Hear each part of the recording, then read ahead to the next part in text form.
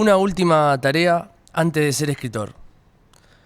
Fue el Tano, mi abuelo, quien me enseñó desde que era chico que la cultura es vida. Si estudiás, podés tener una vida digna, fue el mensaje general que siempre quiso darme. Esto siempre fue apoyado por mis padres. En casa, los ídolos siempre fueron las personas de la cultura.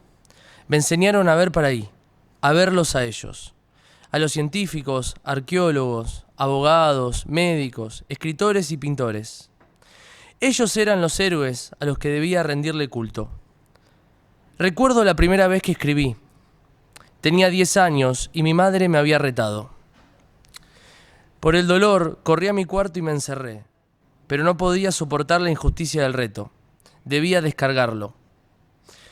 Entonces agarré una agenda que tenía a mano y escribí sobre lo que me pasaba. Ahí, en ese acto reflejo, en esa niñez y sin ningún tipo de decisión consciente, está la primera ejecución pura de la escritura. La escritura me eligió a mí. Ella me tomó y me empujó las hojas para que expresara mi dolor. En parte, me salvó. Acá empieza la primera etapa de mi arte, a la que quiero llamar el tiempo de la escritura reflejo. Luego vino la adolescencia. El rap español estaba muy de moda y había un cantante que me deslumbraba. Nach, como se hacía llamar, no hacía solo rap, hacía poesía y buscaba tener su propio estilo. Llenaba sus letras de palabras hermosas y metáforas profundas sobre la vida. Era cuestión de tener la casa sola a mis 12 años y poner a Nach a máximo volumen y dejarme llevar por lo que me transmitía. De la mano de Nach y otros representantes del género, se empezaban a soltar mis letras y escribía poesías y raps solo para mí. Ahora, esas más de 500 letras están guardadas en una caja, como quien añora una época y como quien también le tiene mucho respeto a su pasado. Debo admitir que nunca las volví a leer.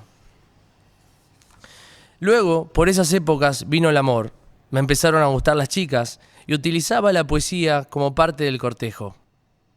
Y esto era otra fuente de inspiración para las letras. De todas las poesías que escribí, hay una que todavía me la guardo, porque me gusta el ritmo y su picardía. No todo era poesía por esta etapa. Cada tanto, en la clase de literatura de la secundaria, se nos pedía hacer cuentos, y recuerdo amar profundamente ese tipo de ejercicios. Pero debo admitir que si bien yo escribía bastante en toda esta etapa, jamás fui escritor. No tenía conciencia de escritor, no tenía método, ni un plan, y por ende, no tenía obra. Y esta primera etapa se termina a los 18 años, cuando por cuestiones de la vida vinieron muchas malas seguidas y me falló un poco el amor, me fallaron un poco las amistades, y la economía en casa por un tiempo dejó de ser la misma. Y ahí dejé de escribir. Abandoné el reflejo, pero no fue una decisión, fue más bien una casualidad.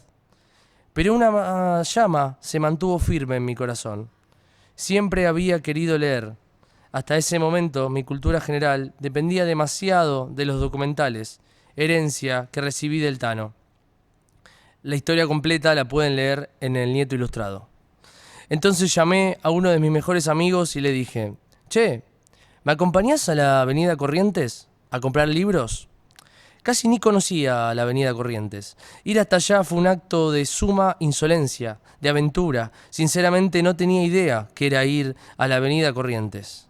Ni tenía idea de que era entrar a una librería solo y con ganas de comprar libros. Recuerdo que me compré un libro de Hobsbawm que tenía sus 3 tomos clásicos: La Era de la Revolución, La Era del Capital y La Era del Imperio. Y me compré Microfísica del Poder, de Foucault. Por ese entonces me convertiría en un autodidacta. El mayor problema de los autodidactas es que deben inventar todo desde cero. No sabía bien cómo leer, entonces me ponía metas. 50 páginas por día me ordené al principio. Ahora lo recuerdo y me causa gracia. Al poco tiempo me di cuenta que eso era imposible y que debía leer lo que pudiera, y en mis tiempos libres. Verán entonces que si bien el autodidacta corta camino, debe inventarse todo por él mismo. Él mismo debe averiguar qué es escribir y qué es un escritor. Así leí mucho y pasé de no tener biblioteca propia a 10 años después tener 3. Pero para eso aún faltaba mucho. A todo esto, yo seguí sin escribir. Ya trabajaba como procurador en un estudio jurídico y cursaba la carrera de Derecho en la Universidad de Buenos Aires, lugar donde la imaginación no es bienvenida. En UBA Derecho solo vale la memoria y la repetición. Con esas dos cosas uno puede ser un genio, pero con solo la memoria y la repetición, la literatura muere. Este arte necesita aire y libertad. Y así seguí, con una vida conflictuada. No le encontraba muchas vueltas a mi futuro y encima Argentina en general no ayudaba a este proceso.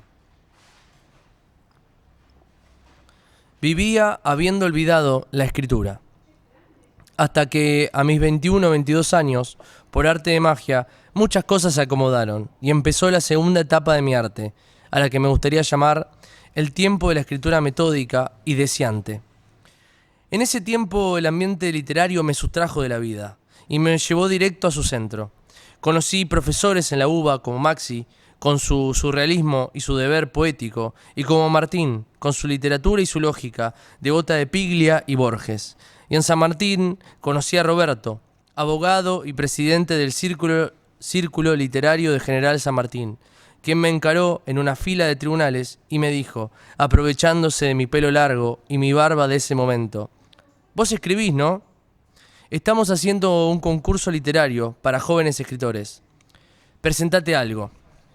Y así el arte que me eligió por primera vez en aquel reto de mi madre, casi 10 años después volví a reclamar mi prosa y me ponía en el centro de sus fauces para sacar de mí las mejores letras. Y ahí no pude rechazarlo. Pasé todo ese año y los próximos escribiendo. No podía parar de pensar en la literatura, en la poesía y en los cuentos. Era un sin cesar de ideas, de pasiones, de escritura. El mundo entero se abría en palabras ante mis ojos y por primera vez en mucho tiempo este mundo cobraba sentido. Tenía método porque tenía maestros. Gente con años de escritura me mostraba caminos por los que yo podía andar. Y así mi obra empezó a agrandarse. Escribía en las clases de la UBA, escribía en el tren, en el colectivo, en la fila de tribunales, escribía hasta en las paredes de mi cuarto. Y luego vinieron los concursos, la feria del libro, vinieron las lecturas en bares del AMBA, las publicaciones y alguna que otra entrevista. Y también, en medio de todo esto, empecé teatro, que de manera lateral, pero presente, me daba mucho material humano para mis obras. Y acá llega la pandemia, etapa donde terminé mi carrera de Derecho y pude cumplir mi sueño de tener una librería. Y fundé Menester Librería y Editorial Menester. Y de 0 seguidores en Instagram pasamos 8.000 y vendimos libros a todo el país. Con todo este tiempo encerrado pude ordenar mis escritos y editar mi primer libro, El Nieto Ilustrado. Una primera selección de todos mis trabajos. Fue todo tan lindo lo que pasó con ese libro que me decidí a sacar otro, el que hoy celebramos, con la misma concepción de fondo en cuanto a la forma y el contenido. Con una forma innovadora, dinámica y profunda, donde pueden convivir la poesía, los cuentos y una historia que una todo. Ya que siempre sentí que los libros estaban demasiado compactos, demasiado aburridos en sus formas y necesitábamos aire fresco, juego y ganas. Y que esa historia que todo lo una sea la historia en algún punto del autor, es decir, el detrás de escena del libro, para que quien lo lea tenga una idea de lo que significa escribir. Recuerden que como autodidacta, una de mis prioridades era saber bien qué es escribir y qué es ser escritor.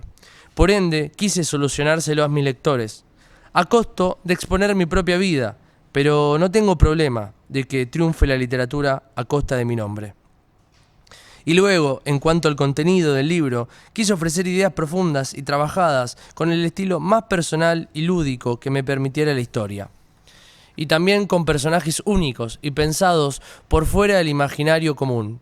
Personajes con palabra propia, que hasta a veces me hacen escribir cosas que me incomodan. Las 3 diosas del ser parten de todo esto, de pequeñas bases que se ponen día a día y que llegan hasta esta fiesta de la literatura. ¿Y quiénes son las 3 diosas? Son la voluntad, la disciplina y la determinación, porque los sueños solo son sueños a menos que uno les rece hasta a estas 3 diosas para que lo acompañen en sus actos. Como verán, son diosas terrenales que residen en nosotros y que debemos ponerlas en marcha. No podemos pretender que nuestros sueños se cumplan sin nuestros actos. Esta mitología que creé va a ser la historia que todo lo une, y luego hay una selección de cuentos y poesías con temas y personajes más que diversos, que espero disfruten, y obviamente luego me contarán. Porque no hay que olvidar que lo más importante de todo el arte es conectar con los sentimientos de las personas, tender puentes, en mi caso, con mis lectores, y recordar que una historia es una vivencia, y que un conjunto de vivencias es un ser humano que abunda en dignidad y en sueños. Esta semana, cuando anuncié que iba a presentar el libro en Garabombo, uno de mis mejores amigos de la facultad me dijo: ya sos todo un escritor. Y yo por dentro pensaba: aún no. Después de toda mi historia de escribir, abandonar, leer, volver a escribir, crear una librería y una editorial con la cual medité, todavía me queda una última tarea antes de llamarme escritor: presentar por primera vez un libro, cosa que acabo de hacer. Por eso quiero darles la bienvenida a todos al evento, agradecerles su presencia y agradecer a Garabombo, que tan gentilmente me ofreció el espacio. Hoy empieza la tercera etapa de mi arte, el tiempo del escritor. Gracias a todos de corazón por venir a festejar la literatura conmigo, y ahora déjenme invitarlos a un brindis en el salón de al lado. Luego prometo firmar todos y cada uno de los libros y sacarme todas las fotos que quieran. Muchas gracias.